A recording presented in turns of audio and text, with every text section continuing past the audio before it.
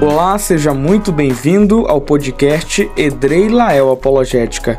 Eu sou Edrei e a minha intenção aqui é defender a fé cristã. Ficamos de falar para hoje a respeito do cânon e da inerrância bíblica.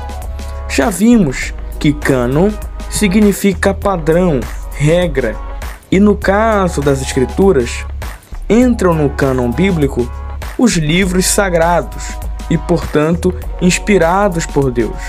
O cânon bíblico, portanto, são todos os livros autorizados, dados como inspirados e tendo autoridade divina. Obviamente, os livros que não são inspirados ficam de fora do cânon, chamados de livros apócrifos, não canônicos. Nesse caso, vamos analisar em primeiro lugar por que nós consideramos os livros do Antigo Testamento como canônicos. Fato é que o próprio Jesus Cristo nos deixou a Bíblia hebraica como escritura sagrada, não só pelo fato de ele mesmo ser o cumprimento do Antigo Testamento em pessoa, mas também porque ele mesmo fez várias afirmações para ratificar o Antigo Testamento. Não são poucos os exemplos em que Jesus se utilizou de textos do Antigo Testamento para confirmarem ações suas e também para demonstrarem que o que ele estava fazendo era, na verdade, em cumprimento de profecias do Antigo Testamento. Você deve estar lembrado de quando Jesus, em Lucas capítulo 4, entrou na sinagoga e abriu o rolo do profeta Isaías e achou o lugar em que estava escrito, Lucas 4, versículo 18: O Espírito do Senhor Jeová está sobre mim, pelo que me ungiu para evangelizar os pobres, enviou-me para proclamar libertação aos cativos e restauração da vista aos cegos, para pôr em liberdade os oprimidos e apregoar o ano aceitável do Senhor. Quando Jesus abre em Isaías 61 e lê o texto que ali estava, ele estava então fazendo uma afirmação messiânica a respeito dele mesmo.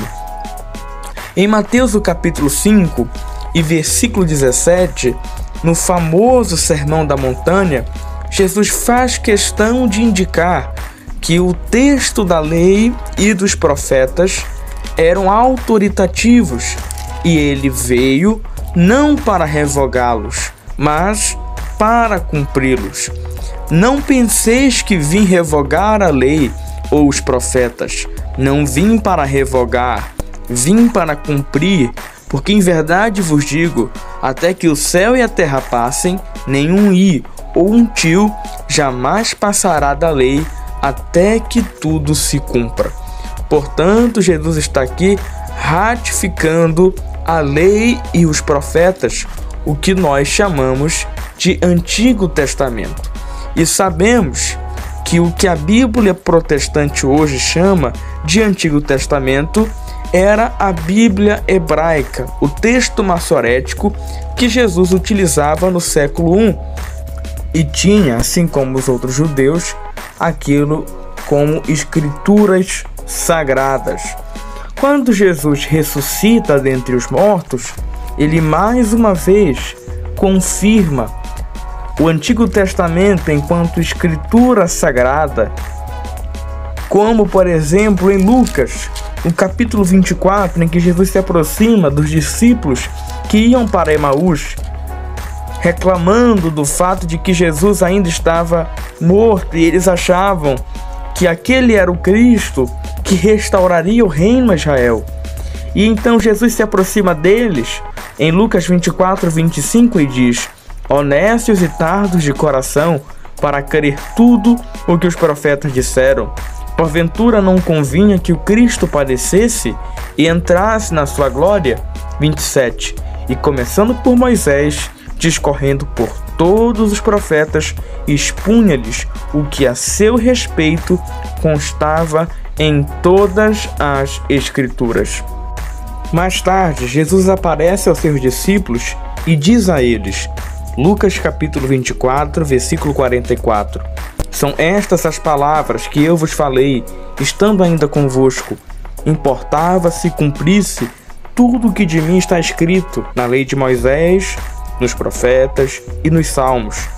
Então lhes abriu o entendimento para compreenderem as Escrituras. Versículo 46. E lhes disse: assim está escrito, que o Cristo havia de padecer e ressuscitar dentre os mortos no terceiro dia. 47. E que em seu nome se pregasse arrependimento para remissão de pecados a todas as nações, começando de Jerusalém. Vós sois testemunhas destas coisas. Então, agora que Jesus já explicou para eles o que ali estava acontecendo e que na verdade aquilo era cumprimento do Antigo Testamento, Jesus está dizendo que eles são testemunhas daquilo que viram e ouviram, e ordena que eles anunciem esse evangelho, essa nova notícia, ou melhor, essa boa notícia, essa boa nova. E na verdade, quando os apóstolos começaram a pregar, eles estavam pregando uma nova doutrina, estavam pregando o Novo Testamento. E na verdade, os apóstolos, os enviados, é isso que a palavra apóstolo significa, enviado, ao pedirem que a igreja seguissem a doutrina que eles anunciavam, o que Atos chama de doutrina dos apóstolos, na qual a igreja estava baseada, iniciou então o processo de escrita do Novo Testamento. Mas eles não estavam fazendo nada daquilo que Jesus não havia ordenado que eles fizessem. De fato, Jesus disse em João 14, 26, o Consolador, o Espírito Santo, a quem o Pai enviará em meu nome, esse vos ensinará todas as coisas e vos fará lembrar de tudo o que vos tenho dito. Então, quando eles pregavam o Evangelho, anunciavam a doutrina nova do Novo Testamento, eles estavam apenas sendo guiados pelo Espírito Santo, lembrando de tudo aquilo que Jesus tinha ensinado a eles. João 15, 26 diz: quando, porém, vier o Consolador, que eu vos enviarei da parte do Pai, o Espírito da verdade, que dele procede, esse dará testemunho de mim, e vós também testemunhareis, porque estás comigo desde o princípio. Em João 16 não é diferente. Jesus diz a seus discípulos, em João no capítulo 16, no versículo de número 13, quando vier, porém, o Espírito da verdade, ele vos guiará a toda a verdade, porque não falará por si mesmo, mas dirá tudo o que tiver ouvido e vos anunciará as coisas que hão de vir. E é justamente sob esse sentimento de que eles estavam cumprindo as palavras de Jesus que os apóstolos começam a escrever. E então a igreja se dedica, se debruça mediante a doutrina apostólica. Então, se há algo que define o critério canônico do Novo Testamento, é justamente o critério apostólico, porque os livros do Novo Testamento ou são escritos por apóstolos ou por pessoas que estavam próximas aos apóstolos, aprendendo diretamente com eles, como Lucas esteve com Paulo, e, sobretudo, que seguiam em seus escritos a doutrina apostólica, estava em conformidade com a doutrina dos apóstolos. É interessante como Paulo, o apóstolo que escreveu praticamente metade do Novo Testamento, 13 epístolas, e se você pensar que o Novo Testamento tem 27 livros, 13 é praticamente a metade disso, estava cheio do sentimento de que o que ele escrevia, o que ele falava, era a palavra de Deus, era mandamento de Deus. Em 1 Coríntios capítulo 14, versículos 36 e 37, ele diz: porventura a palavra de Deus se originou no meio de vós, ou veio ela exclusivamente para vós outros? Se alguém se considera profeta ou espiritual, reconheça ser mandamento do Senhor o que vos escrevo. Outra vez, escrevendo aos Gálatas, Paulo afirmou que se alguém pregasse um outro evangelho, um evangelho diferente daquele que ele anunciava, deveria ser considerado anátema, mesmo que fosse um anjo de luz. Em Gálatas capítulo 1, versículo de número 11, Paulo diz: faço-vos, porém, saber, irmãos, que o evangelho por mim anunciado não é segundo o homem. 12. Porque eu não recebi, nem o aprendi de homem algum, mas mediante revelação de Jesus Cristo. Então Paulo acreditava que aqueles escritos eram, na verdade, o evangelho que ele havia recebido de Jesus Cristo. Agora, já no primeiro século, os escritos de Paulo eram considerados canônicos, e essa é uma informação que nós podemos retirar do texto da segunda epístola de Pedro. E você está ouvindo as folhas da minha Bíblia folheando. Eu gosto de ler aqui diretamente das páginas da Bíblia. 2 Pedro, capítulo 3, versículo 15, o texto diz assim: e tende por salvação a longanimidade de nosso Senhor, como igualmente o nosso amado irmão Paulo vos escreveu, segundo a sabedoria que lhes foi dada, ao falar acerca destes assuntos, como de fato costuma fazer em todas as suas epístolas, nas quais há certas coisas difíceis de entender, que os ignorantes e instáveis deturpam, como também deturpam as demais escrituras, para a própria destruição deles. Então aqui Pedro compara as escrituras paulinas às demais escrituras, portanto colocando-as no mesmo patamar, na mesma condição das escrituras do Antigo Testamento. Portanto, o Antigo e o Novo testamentos,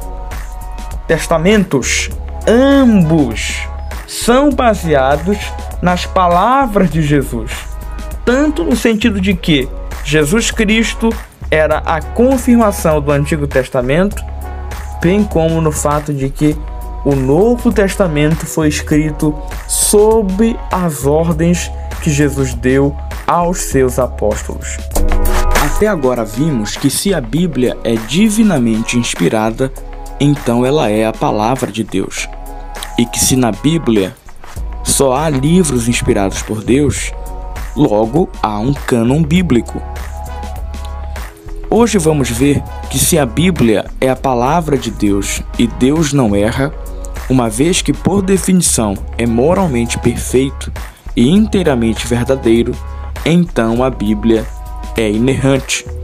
É assumindo que a Bíblia é divinamente inspirada e palavra de Deus que os cristãos chegam à conclusão de que, consequentemente, ela não possui erros. Mas somente dizer que a Bíblia não possui erros pode ser tão simplista ao ponto de esconder o que realmente inerrância significa. Isso porque meramente definir a inerrância bíblica dessa forma pode levar a alguns equívocos. Em primeiro lugar, é bem verdade que a Bíblia possui proposições com valor de verdade falso. Embora isso pareça assustador ao primeiro momento, lembre dos conselhos dos amigos de Jó e como eles estavam carregados de sentenças falsas, já que as acusações ali presentes não tinham procedência alguma, de modo que Deus as rejeitou. Na verdade, em vários momentos em que a Bíblia conta sobre palavras ou ideias de pessoas ímpias, ali se vêem pensamentos errôneos, moralmente deploráveis e proposições falsas. Agora, obviamente isso tem um porquê. A Bíblia reporta vários pecados e erros humanos cometidos pela liberdade que as pessoas possuem, ao mesmo tempo que reporta falas, conversas, orações, expressões de sentimentos feitas por seres humanos. No entanto, ela não quer ensinar ninguém a cometer esses pecados. Pelo contrário, ela nos dá uma imagem de como o homem age sob a influência da velha natureza e convida-o a nascer de novo. Ao reportar falas, conversas ou orações, ela também mostra que a boca fala do que o coração está cheio. E por isso devemos guardar apenas coisas boas no coração. Bem como diz que às vezes não oramos como convém, mas que o Espírito Santo intercede por nós com gemidos inexprimíveis. Isto é, uma definição melhor de inerrância é que a Bíblia não possui erros naquilo em que ela se propõe a ensinar. É claro que entendemos nossos irmãos quando dizem que ela não tem erros, já que todo cristão sabe que o que eles querem dizer é: a Bíblia é inerrante no que ela ensina. É claro que no processo há um pouco dessas ocorrências que comentamos. Porém, isso vai ao encontro do que eu disse no primeiro episódio. Dizer que a Bíblia é palavra de Deus não é o mesmo que dizer que ela é as palavras de Deus em um ditado direto. Em segundo lugar, vale a pena perguntar: o que a Bíblia se propõe a ensinar? A resposta a essa pergunta leva ao motivo pelo qual os cristãos gostam muito da inerrância bíblica. A Bíblia se propõe a ensinar tudo o que o ser humano precisa para ser salvo. Então isso certamente envolve as doutrinas que os crentes tanto prezam: a doutrina da criação, a doutrina do pecado, a doutrina da salvação, a doutrina de Cristo, a doutrina da igreja, a doutrina das últimas coisas e assim por diante.